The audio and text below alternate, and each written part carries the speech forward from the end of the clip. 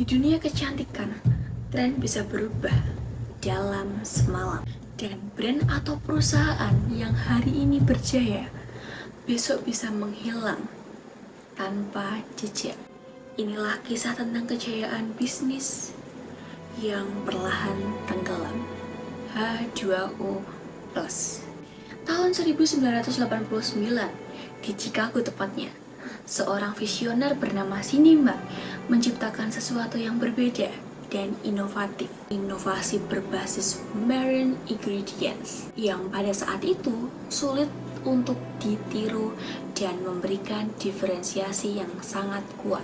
Produknya seperti Hydration Oasis Gel Moisturizer itu memperkuat value proposition perusahaan sebagai brand yang fokus pada hidrasi berbasis air laut. Nah, pada puncaknya, H2O Plus berhasil melakukan ekspansi global dengan lebih dari 2000 titik distribusi dan di 22 negara termasuk Indonesia, serta menjalin strategi partnership dengan Walt Disney. Lalu, sebenarnya apa sih yang terjadi? Kita perlu menganalisis lingkungan internal dan eksternalnya. Kekuatan utama H2O Plus terletak pada diferensiasi produk dan brand equity yang telah terbentuk. Namun, dalam konteks dynamic capability, perusahaan menunjukkan kelemahan dalam melakukan pembaruan kompetensi inti. Kurangnya inovasi lanjutan dan ketidakstabilan arah strategi itu juga menjadikan bahwa perusahaan tidak mampu mengembangkan kapabilitas secara adaptif dan berkelanjutan. Selain itu, keterbatasan kinerja keuangan juga menunjukkan adanya masalah dalam financial sustainability yang tentunya juga akan berdampak langsung pada kemampuan perusahaan untuk melakukan inovasi yang strategis. Nah, kalau dilihat dari lingkungan eksternalnya, perubahan lingkungan industri itu juga dapat dianalisis melalui pendekatan pastel. Yang pertama, political. Nah, ini terkait dengan regulasi, terkait dengan keamanan produk kosmetik di berbagai negara. Nah, ini menjadi faktor yang terpenting juga karena memengaruhi distribusi dan juga ekspansi global yang dilakukan oleh H2O Plus. Yang kedua, ekonomi. Kondisi ekonomi global itu mempengaruhi daya beli konsumen terhadap produk skincare, terutama nih di segmen yang premium kayak H2O Plus. Kan produk H2O Plus itu adanya di toko-toko yang premium gitu ya. Selanjutnya itu ada di sosialnya. Terjadi perubahan preferensi konsumen yang menuju produk-produk yang lebih natural, yang aman, dan juga lebih ramah lingkungan. Yang selanjutnya juga ada tentang teknologi. Nah, ini perkembangan teknologi digital termasuk e-commerce, media sosial itu mengubah cara perusahaan untuk memasarkan produk. Nah, brand-brand atau perusahaan juga harus mampu memanfaatkan digital marketing. Yang selanjutnya, lingkungan. Isu keberlanjutan tentang ramah lingkungan itu juga menjadi perhatian konsumen. Yang terakhir ada legal atau hukum. Standar hukum terkait komposisi produk, label, distribusi itu juga harus dipenuhi untuk menghindari resiko hukum yang ada di setiap negara. Perjalanan kegagalan H2O Plus sebenarnya tidak terjadi secara tiba-tiba. Semuanya terjadi perlahan. Sejak awal tahun 2010, industri skincare itu perlahan mulai berubah. Muncul tren seperti K-beauty, J-beauty, clean beauty yang lebih inovatif. Nah, tren-tren ini menggeser keunggulan H2O Plus.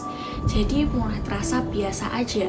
Nah, kemudian pada tahun 2011, setelah diakuisisi oleh Pola Orbis, arah strategi perusahaan H2O Plus ini tuh menjadi berubah. Identitas brandnya yang dulunya kuat, perlahan jadi tidak jelas arahnya kemana. Memasuki tahun 2015 hingga tahun 2016, perusahaannya mulai menutup toko offline-nya.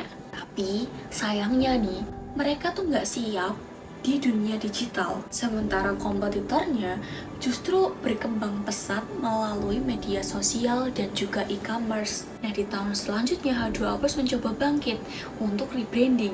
Sayangnya langkah ini tuh gak konsisten. Mereka menghilangkan pelanggan lama tanpa berhasil menarik pelanggan baru. Dan pada akhirnya penjualannya menurun, tekanan semakin besar, dan perusahaan mulai kesulitan bertahan. Dan akhirnya pada tahun 2022, H2O Plus resmi menghentikan operasionalnya secara global.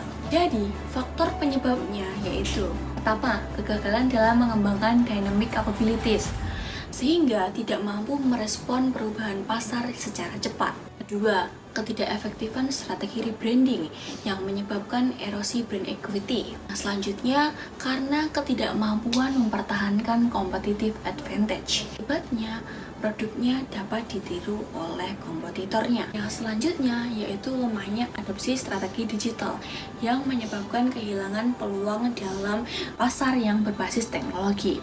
Dan yang terakhir, masalahnya ada dalam financial management yang membatasi fleksibilitas strategi perusahaan. Setiap kegagalan pasti selalu meninggalkan pelajaran.